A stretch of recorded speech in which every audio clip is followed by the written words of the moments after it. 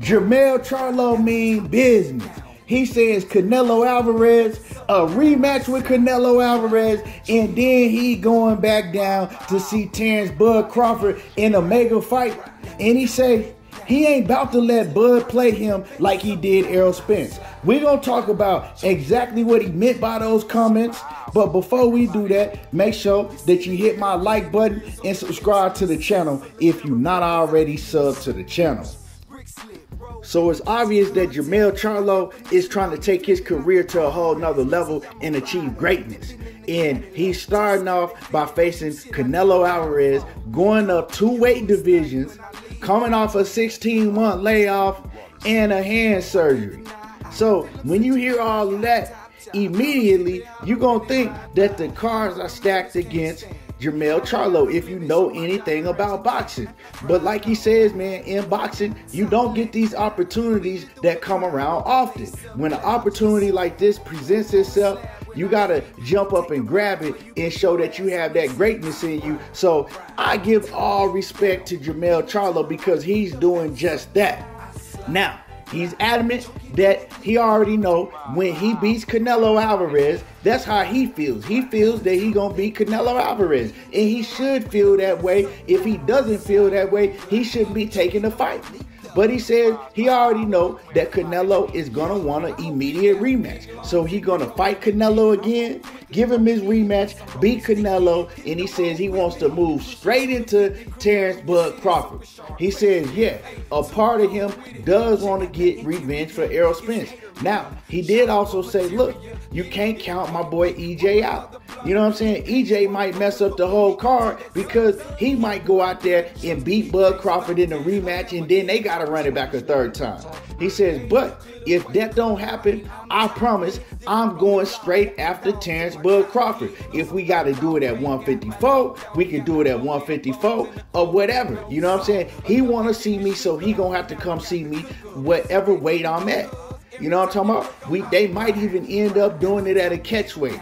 But Terence Crawford, he's been adamant that he wants Jermell Charlo. He's been talking about Jermell Charlo for years. And Jermell Charlo is finally answering them questions. He wants Bud Crawford. That's the fight that he wants. And let's keep it real. Jermell Charlo, he see how Bud is moving. He see Bud is doing 10,000 interviews in a month.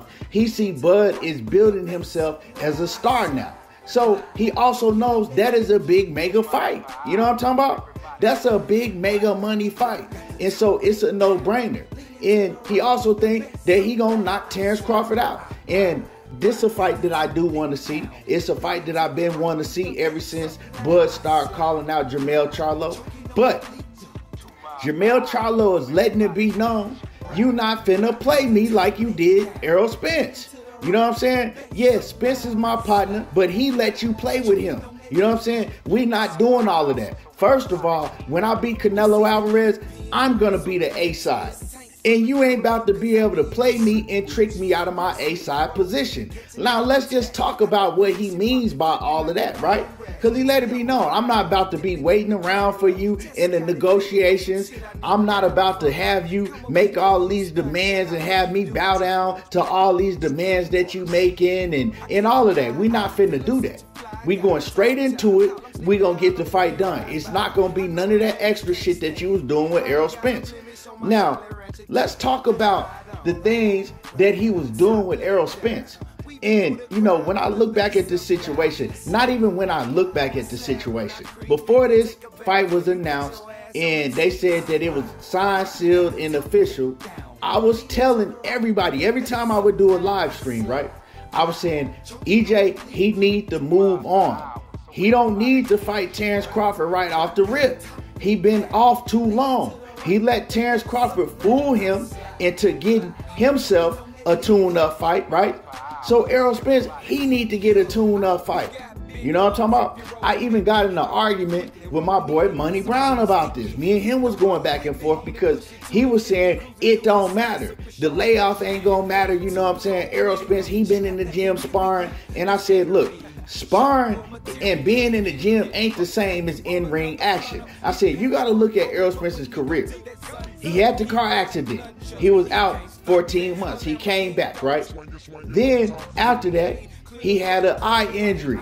He was out 15 months, and then he came back for a fight. And then you turn around and you coming in off a 15 and a half month layoff, you know what I'm saying, with Terence Bud Crawford. I said he shouldn't do that. He should listen to what they telling him. They trying to get him to fight Keith Thurman, somebody else that's had layoffs just like he had, right? You go out there, right? You get your shit together against Keith Thurman, and then Terence Crawford, he's still gonna be there. It ain't no other fight for him to fight. You know what I'm talking about? You know what I'm saying? You are the biggest fight for Terence Crawford. And I know people listening to this right now, oh man, he's making all type of excuses for Errol Spence. It's not an excuse. I'm telling y'all what went down. You know what I'm saying? And Errol Spence, he let this happen. He let Bud play him like that. He ain't had to do that. Bud Crawford outsmarted Errol Spence outside of the ring before they even stepped in the ring. And I told people that Bud was going to do this. If you go back and watch my live streams, right, when Bud pulled out and he fought David, I've been sneezing. I said, watch what Bud is going to do now. He going to get this fight in. Errol Spence is going to wait around for him. And then by the time he see that Errol Spence has been laid off and he ain't took no fight, he going to pop up and he going to call Errol Spence out and try to make the fight happen. That's exactly what he did. Now, am I blaming that on Terence Crawford? No, because these fighters, these prize fighters at the A+ level, they're going to try to get any advantage that they can get over on you. And that's just what Terence Crawford did. You know what I'm saying? And he used Errol Spence's ego against him. You know what I'm talking about? You know what I'm saying? All these fighters, they got an ego, and Bud used it against him. Okay. You saying that you ain't going to fight Keith Thurman? You got a problem with Keith Thurman? Okay, well, I'm going to hold you to that. Bud already knew that they was trying to make Errol Spence fight Keith Thurman. He also knew that Errol Spence was refusing to fight Keith Thurman. He been knowing what Errol Spence been saying for years. I'm not ever fighting Keith Thurman. I don't care what they want. I'm not fighting Keith Thurman. So he used that against Errol Spence. Well, I know he ain't going to fight Keith Thurman. That's the only fighter that Showtime and the PBC is trying to make him fight. So I know he ain't going to fight Keith Thurman. So he not going to have a fight. I'm going to go ahead and fight this dude, David, I've been sneezing. The whole time, EJ, he going to be sitting out because they going to be trying to get him to fight Keith Thurman. He not going to want to do it. And then I'm going to swoop in. You know what I'm saying? And I'm going to make the fight happen because I know he wants to fight me. You know what I'm saying? He don't want to fight Keith Thurman. He continues to say that I'm the only fight on the table that he wants. So he used that against him.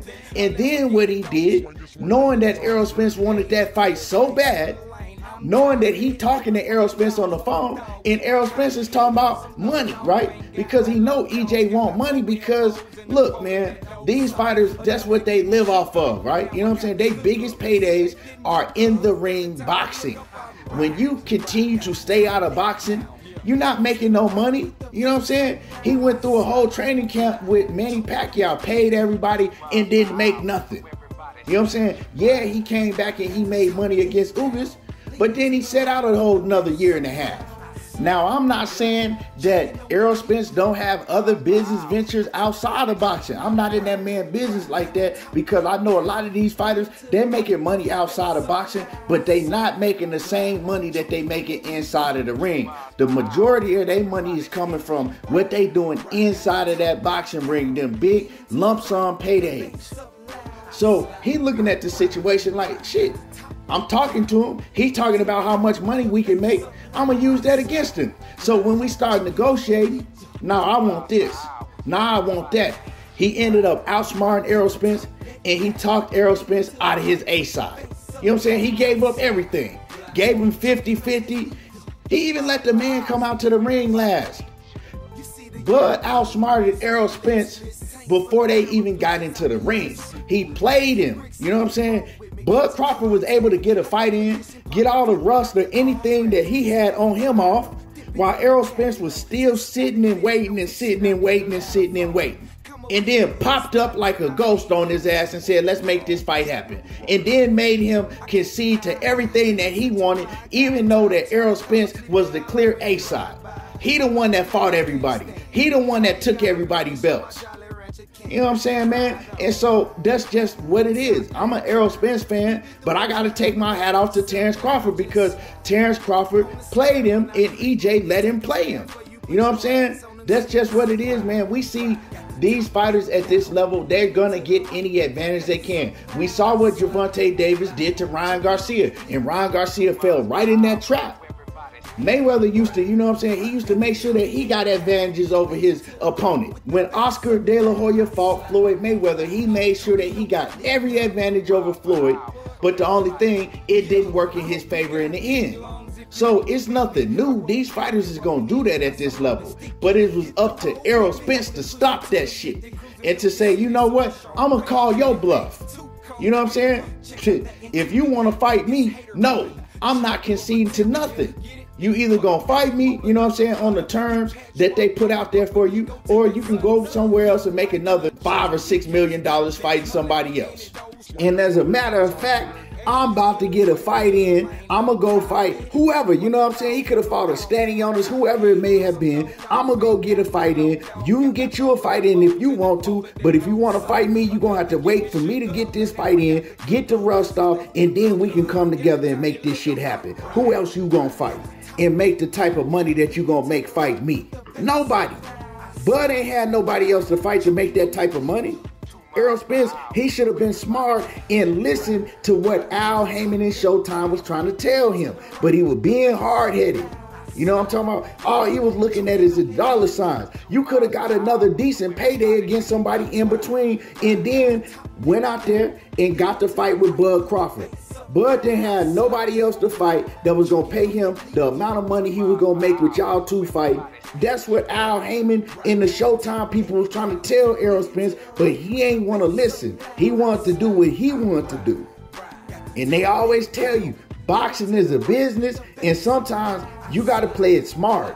You know what I'm talking about? And Errol Spence, another thing he did is he let the talks of the fans get to him. You know what I'm saying? He let it get to him. All the things that the fans were saying about him and everything, knowing it wasn't his fault that the fight wasn't being made, but he let that get to him.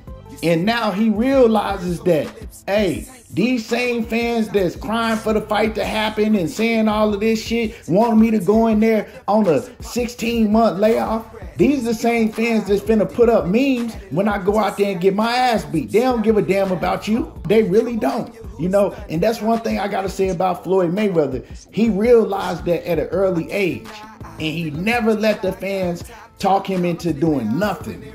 Terence Crawford just capitalized on it because the whole time Bud played the situation like, oh, I don't even care about the fight. You know, he needs to fight me. I'm already undisputed. He ain't never became undisputed. I don't really care about it. If it happened, it happened. If it don't happen, it don't happen. It don't matter to me. And EJ was hungry, you know what I'm saying, kicking Terence Crawford's dough down for the fight. So he used it against him. So what Jermell Charlo is saying, he's saying, nah, it ain't gonna be none of that. You know what I'm saying? You're not finna play me in negotiations. You're not about to outsmart me like you did Errol Spence. You're not about to use my ego against me.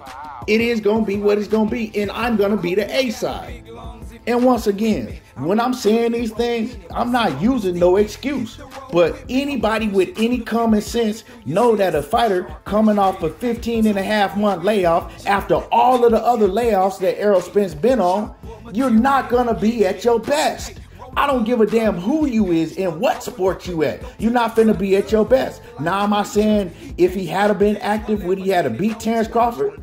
I can't say that. You know what I'm saying? I can't say that because we saw the fight and we seen what happened inside the ring. But what I can say is it would have been a much different fight and a much more competitive fight.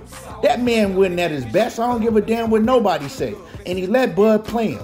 You know, Jermell Charlo is going to be a whole different ball game if Jermell Charlo and Terence Crawford fight.